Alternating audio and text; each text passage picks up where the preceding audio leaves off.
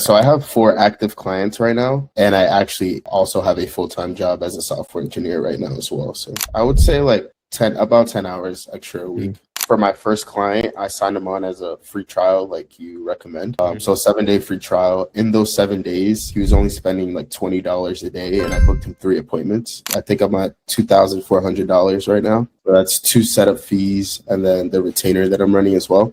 Planning to hit those 50, 100K months. Pretty much, I don't really have to do anything. All I have to do is call the positive replies and book them. All right, awesome. Let's just start from scratch. I didn't even introduce you. Obviously, my name's Saeed. You guys probably know who I am. I want to introduce you guys to Gabe. Gabe, just give us a brief introduction into who you are, what you do, what type of agency you run. So my name's Gabe. I run an SMMA targeting mostly home service businesses.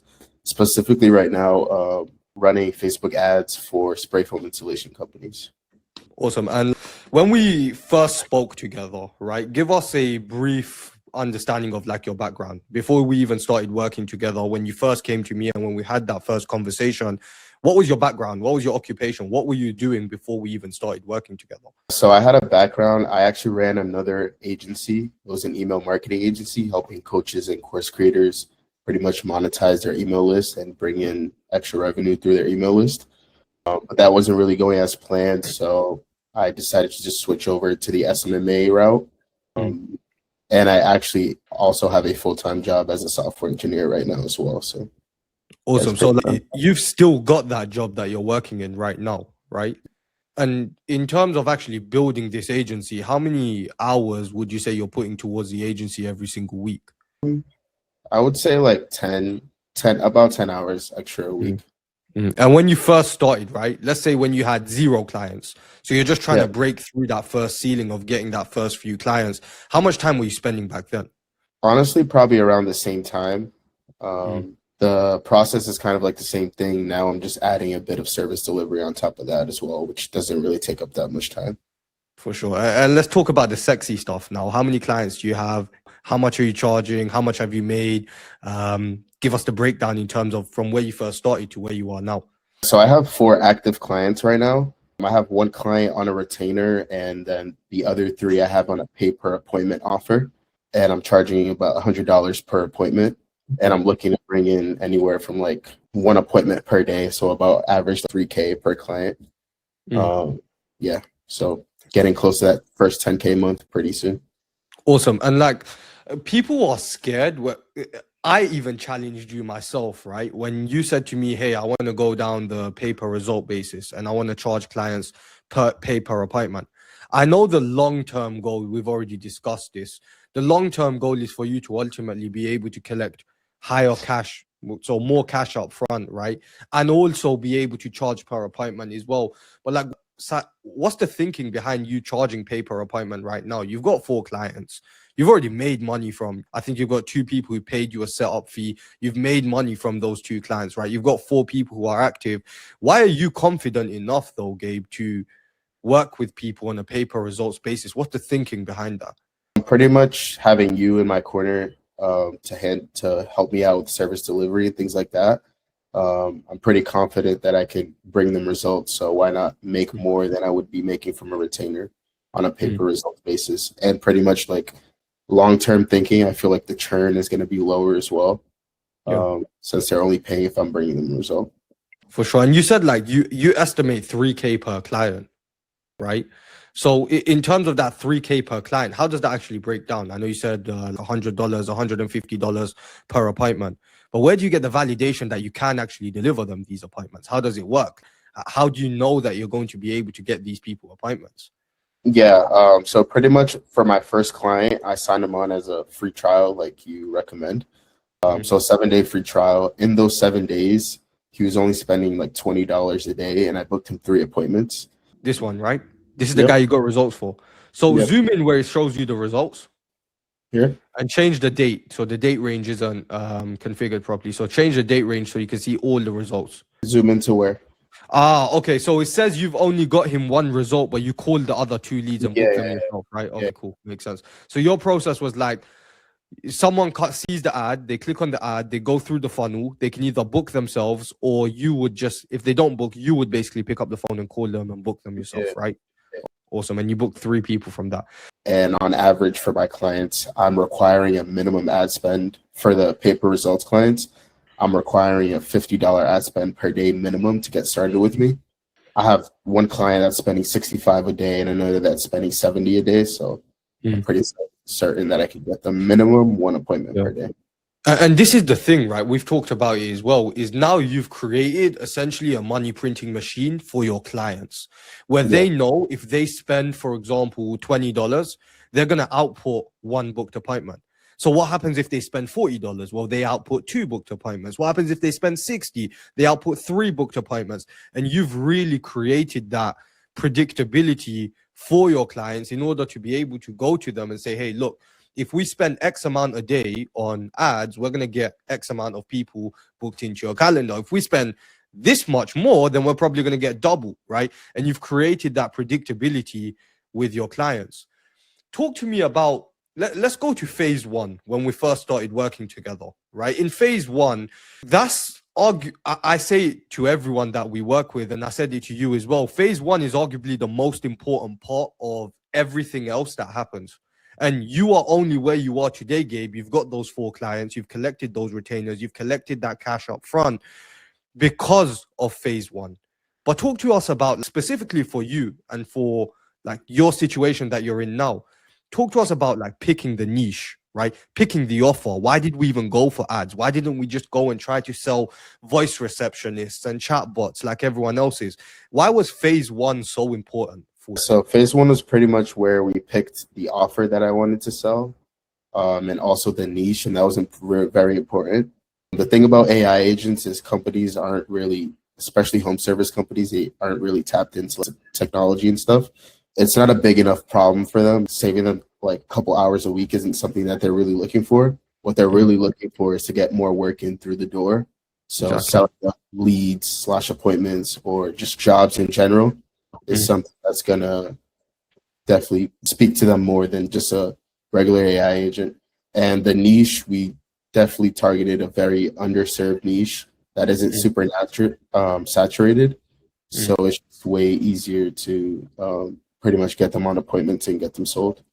And that's so important, like what you just mentioned. The niche that we worked with, as well as what we're actually offering to this niche. Some people watching this probably don't even know what spray foam insulation is, right? But the first thing we done when we started working together was like, look, why did we not want to work with roofers though? Why did we not want to work with plumbers? Why did we not want to work with HVAC agents and all these other companies that pretty much everyone and their uncle comes into the space and wants to target? Why didn't we go for the sexy niches per se? Yeah, the thing about those niches is that they're like super saturated. Obviously, if you just pump out more volume on the SMS and ads and things like that, you're still going to get them through the door. Just the sales cycle, I feel like, is so much slower and it's just way harder to pre-sell them. So I think starting out when you don't have really any case studies and things like that, it's just better to go to the underserved niches. And then once you build up like a name for yourself and you actually have results that you can show to people, then you can go to those bigger niches that are more saturated. So you can kind of like differentiate yourself. 1000%. Because it's like I said to you, right? When you come into the space, you're in debt of the skills that are required in order to run a successful agency. When you first started, you didn't know how to book calls. When you first started, you didn't know how to sell people. You didn't know how to get these people results through the ads, X, Y, and Z.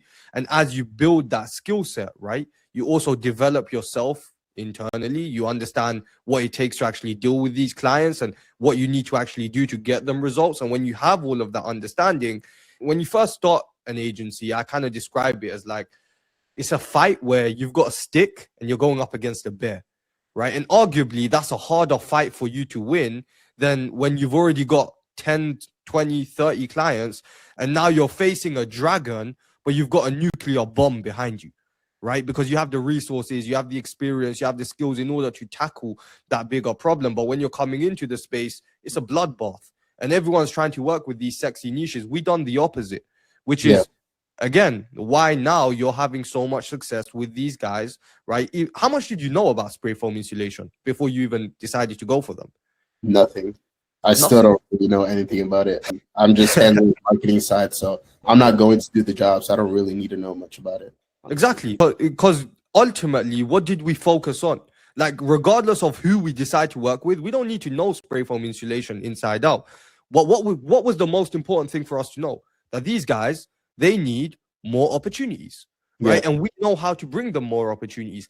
How did we then reverse engineer? How did we decide how we're going to get these people the job? So we knew, okay, we want to work with spray foam insulationists, but instead of selling AI agents and stuff like that, how are we going to get them new opportunities? Because we need to create that opportunity, right? How did we decide Facebook ads? How were you even able to get results from the Facebook ads, even though you had no experience doing that before? Pretty much the way we went about finding winning ads is we kind of like just reverse engineered and found ads that were already working through the Facebook ad library. So like we were literally able to go and see what other competitors, so what other spray foam insulationists have been spending money on every single day for like the last year, and we just replicated that, right? Yeah. And then you literally took the images. What did you do with AI with the images, the video, stuff like that? I removed logos and kind of like changed colors and things like that. But just That's it. Yeah. It's that simple, because like ultimately, if we saw that what another spray foam insulationist has been spending money on this one ad for 12 months straight, what does it tell us, Gabe? It's definitely making them some money. They're getting an ROI. Exactly. And that just means that we can replicate it. We don't need to reinvent the wheel. Even though you had no experience whatsoever with running ads or actually getting your clients' results, you still at this point don't even know what spray foam insulation is inside out. But you don't need to, right? Because you followed a proven process where it's repeatable. You know it's worked for someone else. So why reinvent the wheel when we can just replicate it and actually use it to get results for our clients? And you're the biggest testament of that. Right. Yeah. Now let's move on to phase two. At phase one, by the end of it, where were you at by the end of phase one? How did you feel about in terms of moving forward with the rest of the program? What did you know already by the end of phase one? So pretty much I was set on my niche and the offer that I wanted to give. And I was kind of honestly just like anyone starting out, just second guessing, like, is this going to work or things like that. I've never ran ads for any home service companies. I've ran ads for myself before and things like that. So everything just super new. For sure. And like, it's nerve-wracking, right? When we're telling you, hey, Gabe, we're going to worry about running the ads and getting people results after we get someone to say yes. And from week one, immediately, by the end of week one, we know exactly who you're working with, what you're doing for them, how you're doing it. And immediately in week two, what did we start doing? We started reaching out to people, right? Immediately in week two, talk to us about the system that we put in place for you in order for you to be able to, how many calls are you booking a week right now, would you say, on average? So sending only about like 200 SMS per day. I'm booking a minimum of 2 calls per day every single day. Some days more. I've had days that I've booked like 5 calls in one day. So exactly. Like, and we talk to us about the system that we put in place. What's your role with the system? What do you actually do? Like, in order to keep it running on a day-to-day, right? What's your role? Like, talk to us about the system. We implemented it. How did it help you? What does it even do for you? What the hell even is SMS? How does it reach out to people? Talk to us about the system in general. Pretty much, I don't really have to do anything. Pretty much the process is we scraped a bunch of leads on Google and things like that. I scraped all of the US for every single spray foam company, obviously, since that's who we're reaching out to. And then we put them into an automation in Go High Level, and it automatically sends out 200 every single day for me. All I have to do is call the positive replies and book them in. So it's like super simple. Saves me a ton of time and things like that. And I'm getting calls in on pretty much autopilot. So you're texting 200 people a day. You're using that original offer that we obviously crafted together. You're using that original offer to separate the people that say no from the people that say yes, right? Yeah. And then when someone says yes, what's the process look like from there? So let's say you texted me. I just said, yeah, Gabe, that sounds great. What happens after that? So pretty much I have like, I'll be working on something else and I'll have my laptop with Go High Level open. Right when a positive reply comes in, I'll call them right away. The speed to lead is obviously important. And then I'll just call them up, have a conversation with them, see if they qualify, make it seem like they need to qualify to me rather than I need to qualify to them. Exactly. And remember when you first started doing that, it was working. I mean, you were booking people, right? But what was the problem? You had a lot People of notes. showing up, yeah. And then what changed? We had a conversation together on what changed after that. How did we now stop? Because after that conversation that we had, all of a sudden people started showing up. All of a Yeah. sudden you started closing clients. What changed? Yeah, pretty much I implemented kind of like just having a normal conversation with them, like you said, and not trying to like just make it seem like the end all goal is for me to get them on a meeting. At the end of the day, people want to work with people. So just have a normal conversation with them, make it seem like you're actually interested in helping them and not just there to make money off them. And Definitely. And by the time like you've had a phone call conversation with them now, right? At this point when they jump on the call with you, they've already heard your voice. They yeah, know you, they like you, they trust you. When they jump on that call now, let's move into phase 3, which is like some people watching this are probably like even yourself, right? You're probably thinking, wait, we're reaching out to people, we're booking people into our calendar, we're selling people before we've ever even built anything, before we've ever even launched the ads, before we've even got anything to show them. What was that sales call process like? How did you even know what to do on the sales call? How did you even get someone from the point of being a complete stranger to saying yes, even though you have no idea about spray foam insulation, even though you've never run ads for them before? How did you get someone to say yes and actually pay you up front? I think the pre-call video that we made is really important because people are showing up. If they watch the video, it's like a way higher chance that they'll close. That's why it's really important to make sure they watch that video.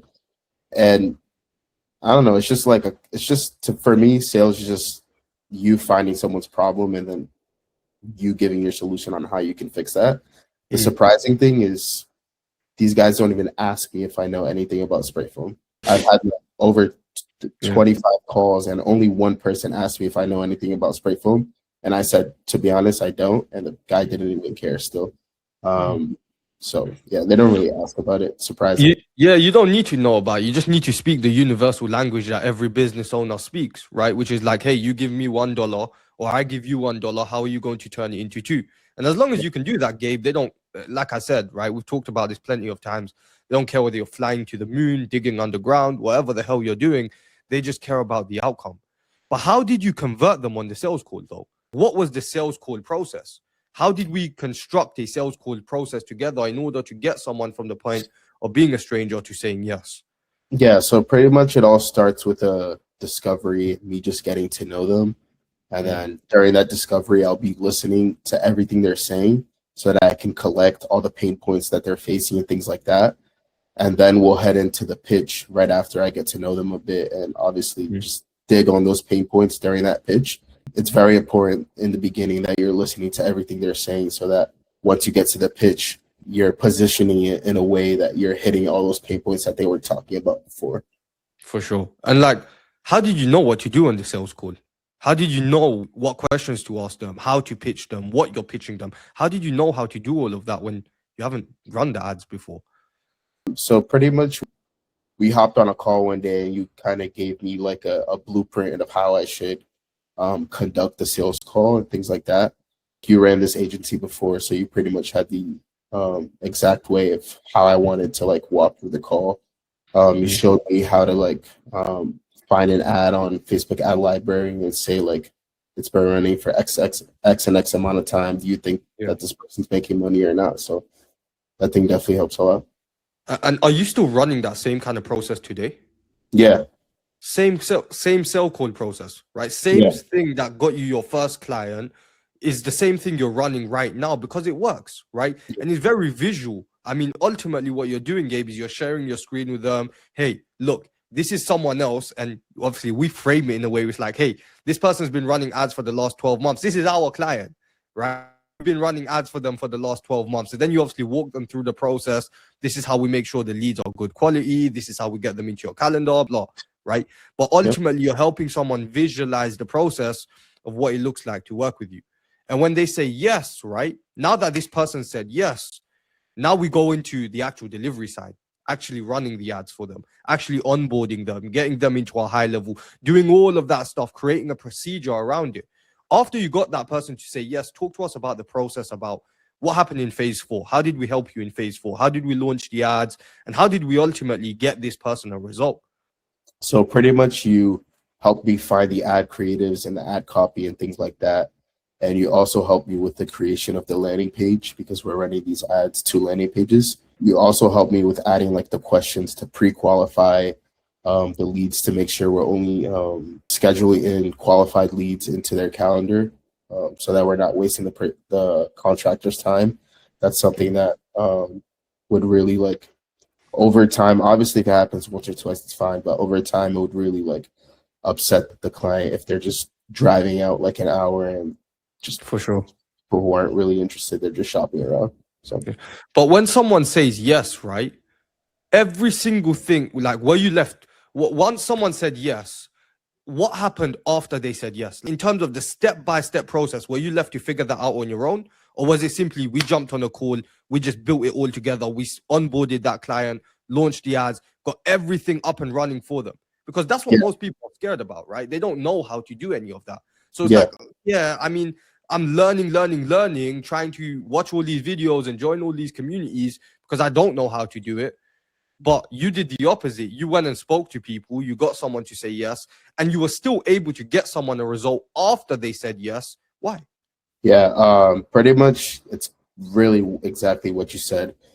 We hopped on, you showed me how to onboard the clients. You gave me like a step-by-step blueprint of everything that I needed, literally a checklist that I needed to do on the sales call to make sure I got access to everything I needed. But then after that, we hopped on another call. We launched the ads together. You literally made me share my screen in the ads manager and you said, click that, click that, click that. So it was super step-by-step. And then after that, we also hopped on another call to talk about like reactivation campaigns for people who are interested but didn't book in, and also like creating a script to call people right after they opt in as well to get them booked in. So even though you didn't know anything about running the ads or the landing page or what happens when someone fills it but doesn't book, all of that was essentially done with you, right? Where we literally gave you the blueprint. Here you go, Gabe. And we literally set it up with you, right? Yeah. Now, talk to us about when we moved into phase 5. I know we're going to talk a little bit about you getting your interview with your client as well. When you got that person, that first result, talk to me about like, how did you feel at that point in terms of you're now in phase 5? You know how to onboard a client. You know how to run the ads for them. You know that you can ultimately get them a result. Now you have proof of concept. You've proven that what you do actually works. At that point in phase 5, what happens next? And I know we haven't completed that entire step yet, but what's the plan? Like, what are we going to do with that client that we got a result for? Pretty much record a video just kind of like this you're doing for your own business and bring them on as like a case study or / testimonial. So I can add that into my pre-call sequence as well. Then it's just going to be way easier to close clients down the line. Exactly. And now we're building your leverage, right? It's like I said, now the longer you go in the game, the more leverage you have, the more tools you have. Now you have a nuclear bomb in your arsenal, right? Because you just the fact that I know some people might not watch this entire interview that I'm doing with you, but it's just the fact that they know it's there. And it's the same thing for your clients, right? They might not watch the entire interview you do with them, but the fact that they know it's there when they jump onto the call with you, it's already easy enough for you as it is. But now that they know, they've seen the video, they know what you do, how you do it, they've seen the interview, you've got leverage. Now they come onto the call like, dude, what's the price tag, right? How do we get started on something like this? And that leads into week 6, where now we've done the legwork, right? You've essentially put in, like you said, you're putting in a good 10 hours a week alongside your full-time job right now. But ultimately, which is what we're going to discuss today as well, we want you to be able to, you've got already someone a result. You've proven that what you do works. You've got leverage. You've got case studies. Now we're going to take all of that and we're going to productize it. So that essentially, right, now we want to create a copy and paste process for every client that comes after all the clients you've got currently. So what we want to be able to do is literally be able to copy what we've done for client number 1, what exactly worked for them, the same ads, automations, X, Y, and Z, and paste it for 2, 3, 4, 5, 6. And that's where we scale, right? That's where that 10 hours per week drops down to like 5 hours per week, where you're making double the amount that you're making right now because you've got a productized, systemized operation. And just to wrap it all up, Gabe, talk to us about what's the plan with the future? Where are we currently at in terms of revenue? How much have we collected in terms of cash? And where do we want to go in terms of like the next 12 months, the next 6 months? What's the plan? Yeah. So because I'm doing the paper results offer, I haven't collected too much cash yet. I think I'm at $2,400 right now. So that's two setup fees and then the retainer that I'm running as well. Nice. But we're pretty much close to our first 10K month since we're gonna be bringing results to those clients pretty soon. Yeah, and I'm just planning to hit those 50, 100K months. Let's go. Awesome, Gabe.